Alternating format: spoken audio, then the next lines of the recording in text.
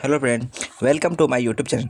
तो आज के इस वीडियो में हम आपको बताएंगे गीता का भक्ति योग और मीरा की प्रेम साधना, जो कि आचार्य श्री गोविंदराज महाराज शर्मा जी कहते हैं कि गीता के 12वें अध्याय में भगवान श्री कृष्ण अपने सखा अर्जुन को भक्ति योग के माध्यम से भक्तों के लक्षण बतलाते हैं।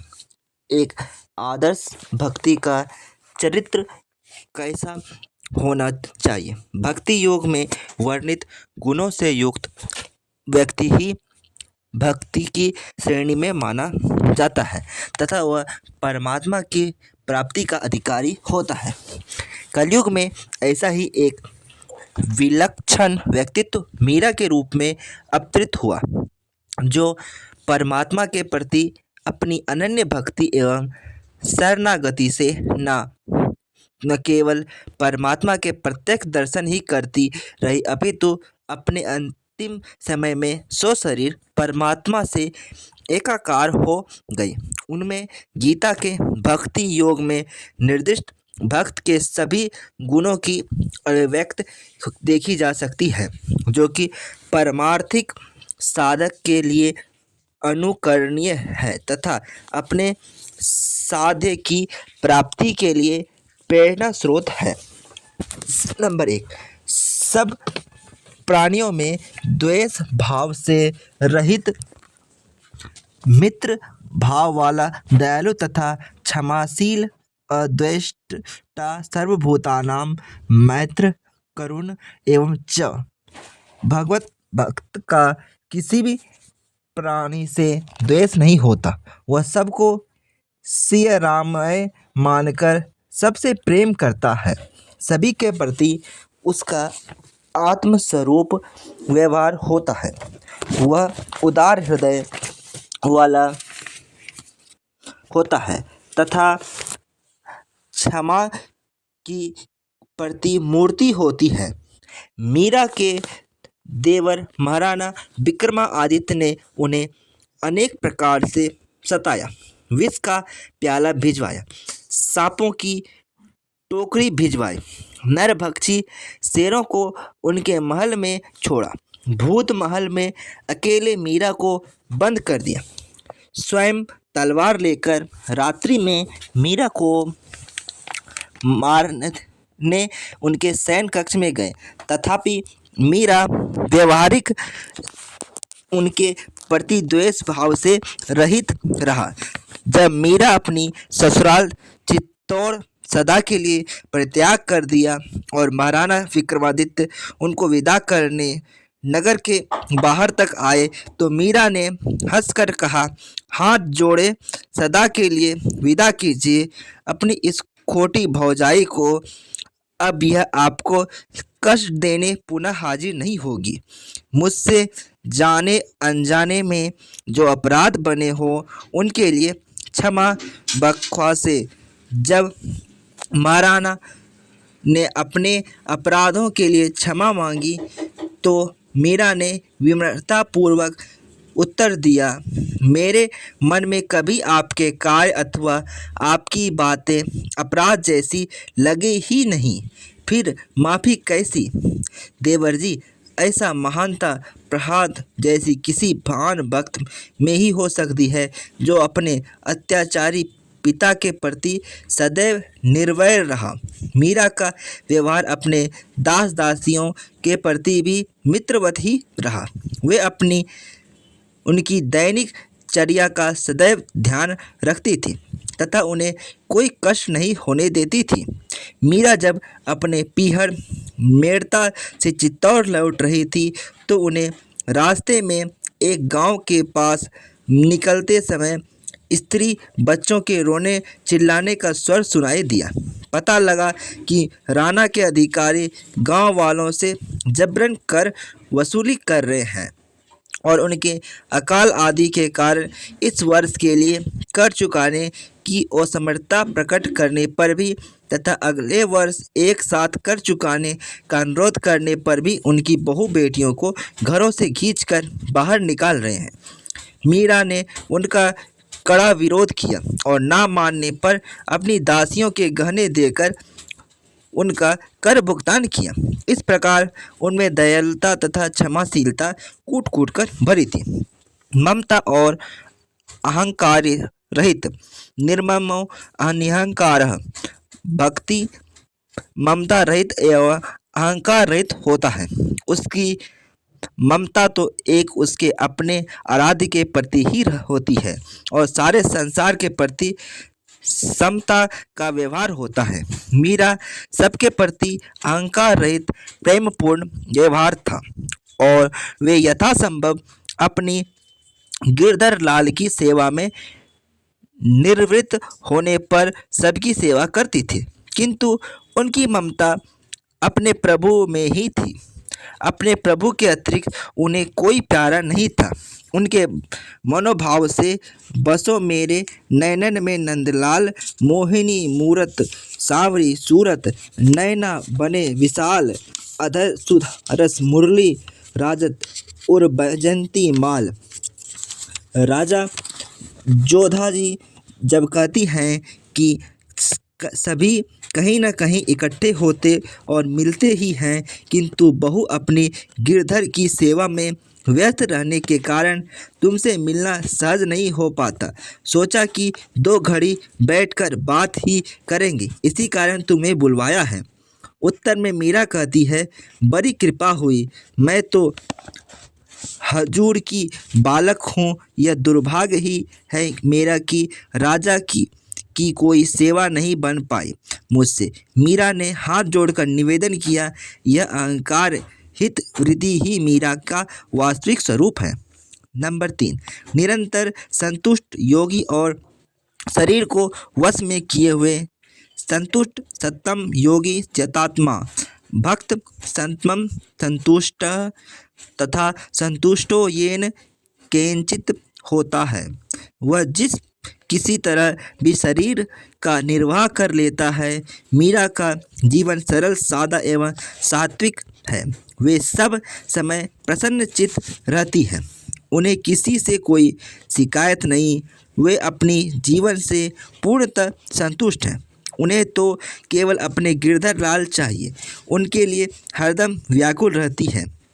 राजकुमार भोजराज के साथ वैवाहिक गठबंधन में बंधने के पश्चात विदाई की वेला में रोती हुई माँ ने मीरा के पास आकर पूछा, बेटी तेरे दाता हुकुम वीरम देव जी ने दहेज में कुछ भी कसर नहीं रखी है, फिर भी बेटी कुछ और चाहिए तो कहो। उत्तर में मीरा ने कहा, देरी माई अब माँ को गिरधर लाल प्यारे चरण की आन करती हो और न दे मनी लाल। माँ ने कहा, ठाकुर जी भले ही ले जा बेटा, पर उनके पीछे पगली होकर अपना कर्तव्य ना भूल जाना।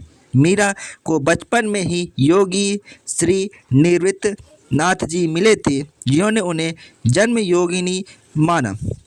उनसे मीरा ने योग साधना और कुंडलिनी जागरण के अनेक रहस्य सीखे। एक बार तो मीरा 3 दिन तक कुंडलिनी जागरण होने पर समाधि में अचेत रही। मीरा पद्मासन, सुप्त, वज्रासन, भुजंगासन, मत्स्येंद्रासन, हलासन, सर्गामगासन, चक्रासन, शीर्षासन आदि सहज ही कर लेती थी। महाराणा विक्रमादित्य मीरा को छल से भूत महल में बंद कर दिया। जब 6 दिनों तक बाद रावत सुलंबर बाबा ने महाराणा से जबरन चाबियां लेकर भूत महल का दरवाज़ा खोला तो मीरा पद्मासन लगाए शांतचित्त बैठी थी। मीरा ने बचपन में ही वज्र के एक प्रसिद्ध संत श्री बिहारी दास जी से संगति की शिक्षा ली, जो उन्हें परवृत्ति काल में अपने गिरधर गोपाल से अनन्य प्रेम की अभिव्यक्ति में सहायक हुए। नंबर 4, दृढ़ निश्चय वाला और मुझ में अर्पित मन बुद्धि वाला। दृढ़ निश्चय मयर प्रतीत मनोबुद्धि भक्त निश्चयात्मक बुद्धि वाला होता है। मीरा के जीवन में उनके गिरधर गोपाल के अतिरिक्त किसी का महत्व नहीं था। वे तो संतुष्ट शब्द में कहती थी, मेरे तो गिरधर गोपाल दूसरे ना कोई, जाके सिर मोर मुकुट मेरो पति सोई, तात मात भ्रात बंधु आपनो न कोई, अब तो बात फैल गई जाने सब कोई। अपनी ननंद उदय कुमरी बाई के समझाने पर मीरा दो टूक उत्तर दे दिया। मेरे पति गिरधर गोपाल हैं, मेरा जूड़ा अमर है, वह किसी के आशीर्वाद की मोहताज नहीं है।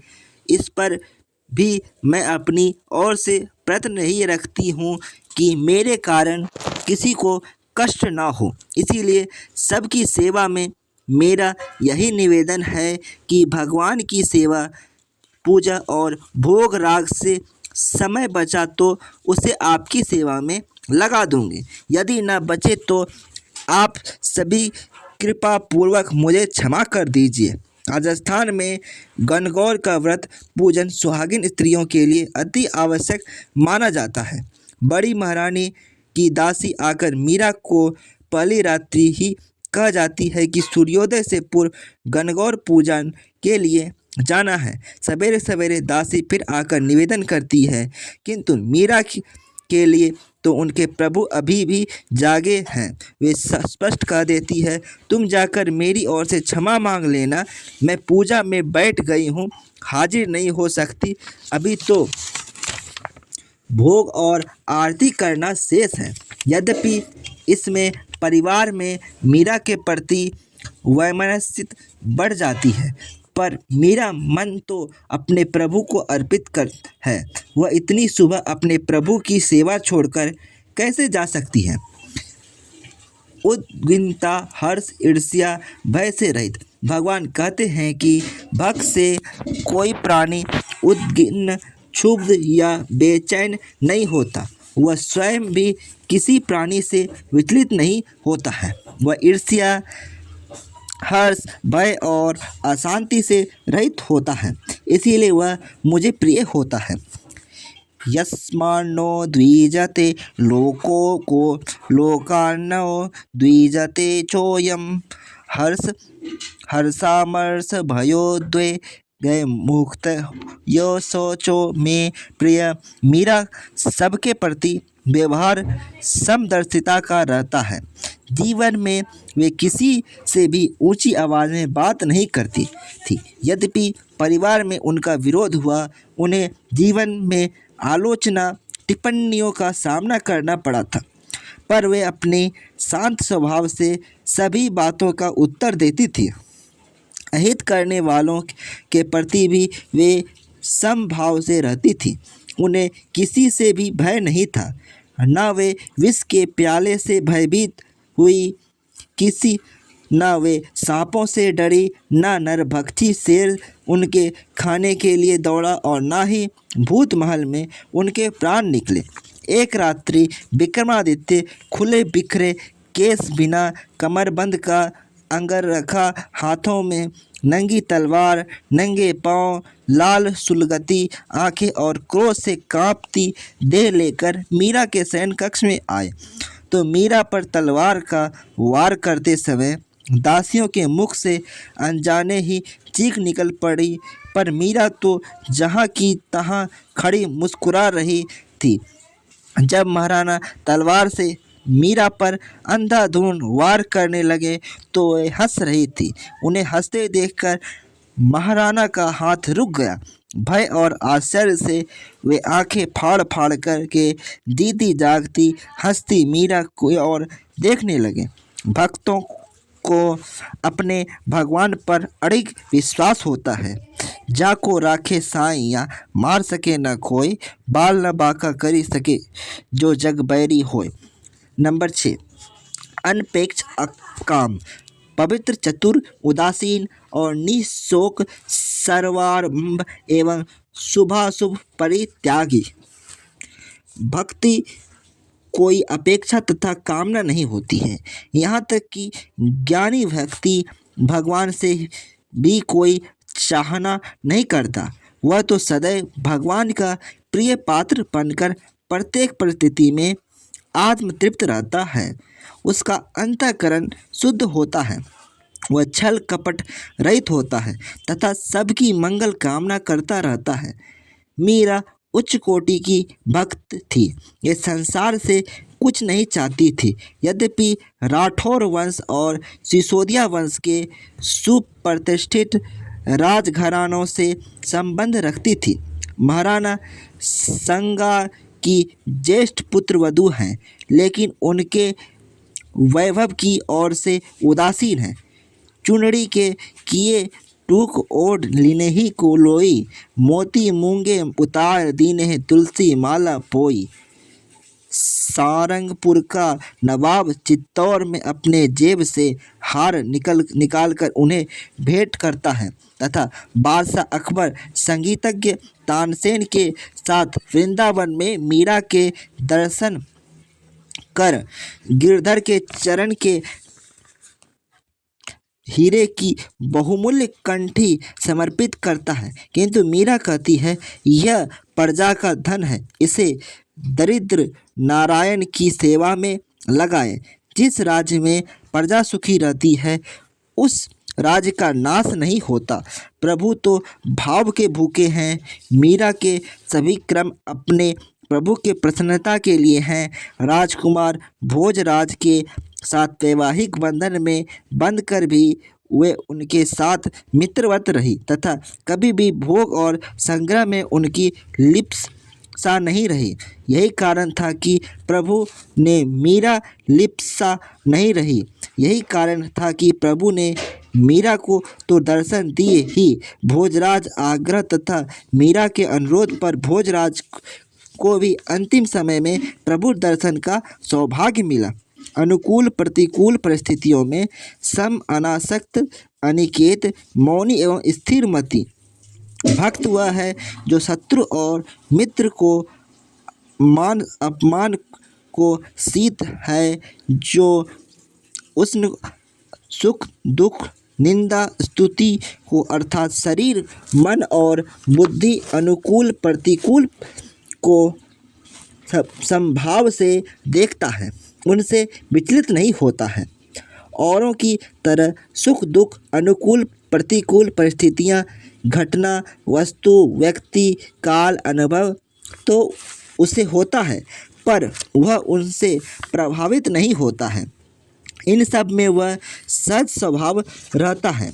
रहने के स्थान तथा शरीर में ममता और आसक्ति से रहित होता है।